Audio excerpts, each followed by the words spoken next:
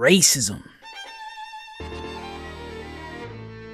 Yeah, I know. This is gonna be a tough topic to talk about.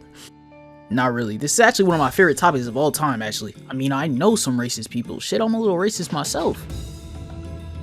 What? But what I'm not is a fucking cannibal. Listen, bro. This new manga, Drama Queen, managed to escalate from casual xenophobia, racism, stereotyping, and quoting Mein Kampf. Like, bro, I could excuse those things, but they went straight to cannibalism afterwards and somehow made that the plot of the series. They took eating the rich literally, bro. Like, everything I just said was not an exaggeration at all. I hope you know that, but just let me explain.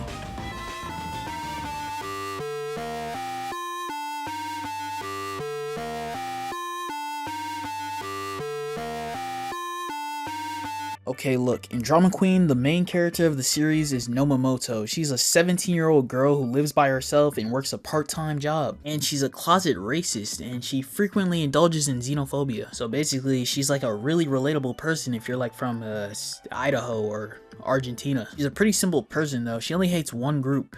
Aliens. And no, I'm not talking about people south of the border, bro. Like actual aliens from space. So like 9 years ago in their world, a giant meteorite came to destroy the planet and these aliens showed up at the perfect time and saved everybody. They blew the meteorite out of the sky and ever since then, millions of them have migrated to countries throughout Earth. And basically, she doesn't fuck with that, bro. Like, I mean, her hatred is like so realistic that it's almost like the aliens are like an allegory for like real life groups migrating to different countries, bro. So like the aliens are like these octopus humanoid like people. They're all like 7 feet tall and some of them can't even speak Earth's language. So look, the first chapter basically goes like this. So the series starts off with Nomomoto going on a hate walk, which is basically like a regular walk except for haters. So as she's going on her hate walk, boom, bro, she gets smacked in the face by one of these aliens and now her nose is bleeding, bro. Like, this is a serious issue. So now she's reasonably upset because he did hit her in the face and now she's bleeding and she demands an apology from him, but like he just gets all defensive on some "is it because I'm black" type shit. That move seems to be super effective because he actually walks away without ever actually apologizing to her. So after Nomomoto has that one confrontation with that one individual alien, she decides to do the logical thing and wish death on the entire species type shit. I respect it. Why have beef with one guy when you could have beef with them all? So after that, she goes on an exposition rant about the aliens and basically she tells us that aliens in their world are basically worshipped by humans and like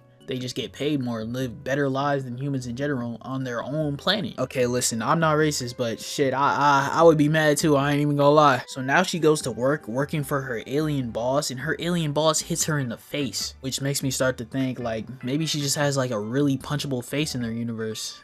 This might actually just be her fault. So after this happens, our second protagonist shows up and he actually gets hit by the same alien boss because he worked at the same place. But the thing about him is he's not a bitch. So he starts pressing the issue after he gets hit. And the alien boss starts to get scared because you could tell by the look on this guy's face, his whole family definitely got killed, bro. He's ready to crash out on any individual man, woman, child, alien, bro. Like, it does not matter, bro. He will throw his whole life away for this shit, bro. So this new guy's name is Kitami, which is surprising because I thought it'd be like Sasuke or something. Shit. And after that confrontation with her boss, him and Nomomoto share a drink with each other. So after this, Nomomoto checks her phone and realizes that she's poor, which as you all may know is not fun. So she wants to find a new job, but she can't because she's a 17-year-old with no skills and she can't go to her parents because she cut ties with them. So after coming to terms with the fact that she can only afford one biggie bag per week, she decides to do the most logical thing and blame it all on the aliens invading her fucking country. So like, was welfare not an option? So after wishing death on all the aliens once again, she goes for a walk on the beach where she meets up with Kitami. And then boom, bro, he drops his whole backstory, bro.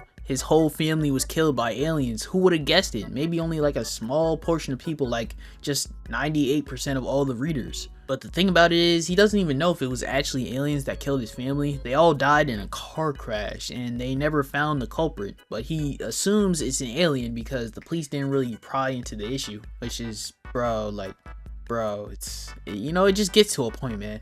This is like real racism, bro. Like, you know, He didn't even know if it was them for real. But anyways, after this, he pops an interesting question. Was there ever a meteorite to begin with? Like, what if the aliens just made it up so they can invade easily? And after this, he also wishes death on all the aliens in front of Nobumoto, which is when they decide to become friends and bond over their shared hatred. Like, literally though, bro, like, no bullshit, bro. Like, they're really bonding.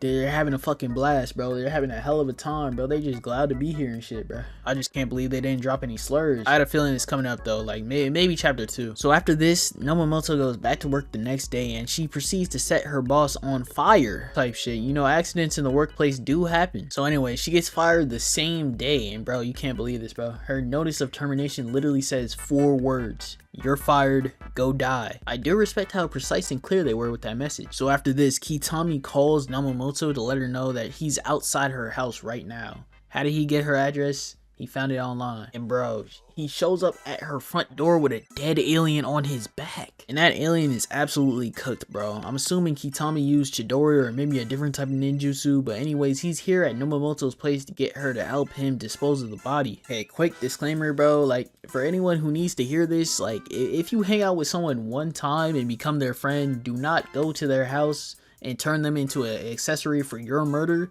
You should probably do that after knowing them for at least 2 weeks, not 1. So now they have to brainstorm ideas on how to get rid of the body, because if they're caught, they'll probably get the death penalty. And that's when Nobumoto's stomach starts to growl, bro. And this is where it gets real crazy. So remember how she set her boss on fire earlier and he fucking died? So apparently she caught a whiff of his corpse and it smelled like fried takoyaki, which is cooked octopus. Basically, she's gonna eat this guy. Her stomach is growling, the octopus dude is here. She likes octopus. The one biggie bag a week is not cutting it no more. No bullshit, bro. They immediately chop bro up and put him on the stove and start cooking and start eating. I mean, I guess you could say it's not really cannibalism because like they're not really the same species at all. But still, bro, that was like an actual living, talking person, bro. These two literally sat there and ate the entire corpse. Mainly Nobumoto, because Kitami actually thinks they taste disgusting. And that's when they come up with the plan. So basically, Kitami kills the aliens and Nobumoto will eat them. And that's literally the plot of the series from now on. Like here's the funny part about all this, bro. This show is labeled as a comedy, bro, and a sci-fi, but a comedy, bro. Like what is funny about this, bro? They just bonded over being racist and then killed and ate a guy, bro. Their hatred and racism is like so realistic. It, like, you know, it gets to a point where it's just like, who wrote this? Like, bro, you got something you want to say? Nah, but this plot is so crazy, bro. I gotta keep reading this until it gets eventually canceled. I'll probably let y'all know if this shit gets better, but it probably won't, so you'll probably never hear about it yet. Peace.